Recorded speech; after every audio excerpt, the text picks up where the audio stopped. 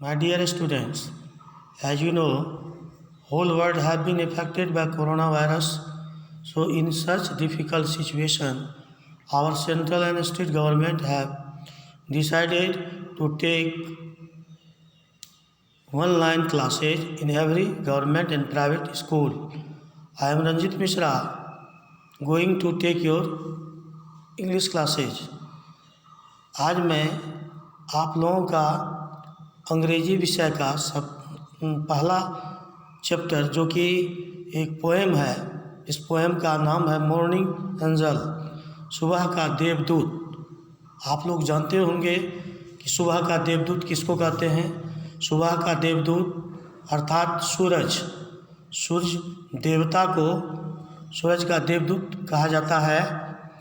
जिस कविता का प्रथम पैराग्राफ में early in the morning when the sun begins to rise a little sunshine angel wakes up and rubs her eyes.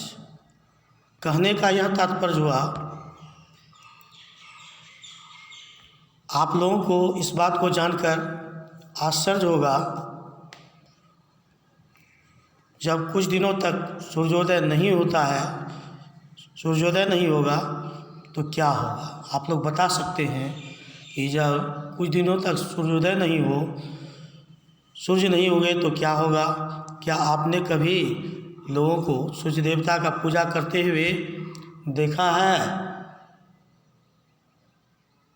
मेरे विचार से सब जानते होंगे इस बात को। छठ पर्व जो हमारा बिहार यूपी का क्षेत्रीय पर्व है, छठ पर्व के अवसर पर भगवान भास्कर सूर्य की पूजा हम लोग बड़ी श्रद्धा और समर्पण के साथ करते हैं। अब मैं इसके बाद इस कविता का जो प्रथम पैराग्राफ है उसका अर्थ बताने जा रहा हूँ। इस कविता के द्वारा कवि बताना चाहते हैं कि सुबह सवेरे जब धीरे धीरे सूर्योदय होने लगता है, धरती पर सूर्य का प्रकाश पड़ते ही हम सब जग जाते हैं।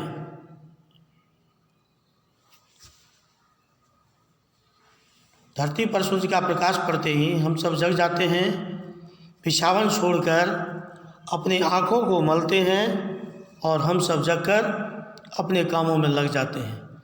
इसके बाद इस कविता का दूसरी पैराग्राफ के अनुसार, she dresses up in the sunshine in glowing golden rays and sets out on her wandering to brighten up our days। कहने का यह इस पैराग्राफ का कहने का यह आशय है कि चारों तरफ जब सूर्य का प्रकाश फैल जाता है, धरती पर सूर्य की किरणें पड़ते ही धरती पर सूर्य की किरणें पड़ते ही सारा दिन धरती सूर्य के सुनहले किरणों से प्रकाशवान हो जाता है तथा शाम होते ही सूरज ढलने लगता है। अब मैं इस कविता का जो अंतिम पैराग्राफ है उसको पढ़ाऊंगा।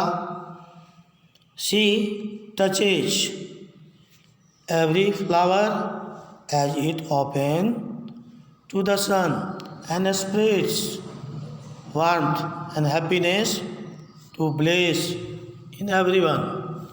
कहने का यह तात्पर्य हुआ कि फूलों पर सूर्य का प्रकाश पड़ते ही फूल खिलने लगता है और सूर्य अपना गर्मी और खुशी धरती पर फैलाता है तथा धरती पर समस्त जीव जंतुओं को सूर्य देवता अपना प्रकाश फैलाकर, अपना प्रकाश आशीर्वाद के रूप में देकर समस्त जीव जंतु को प्रकाशवान करता, अपने प्रकाश से प्रकाशमान करता है।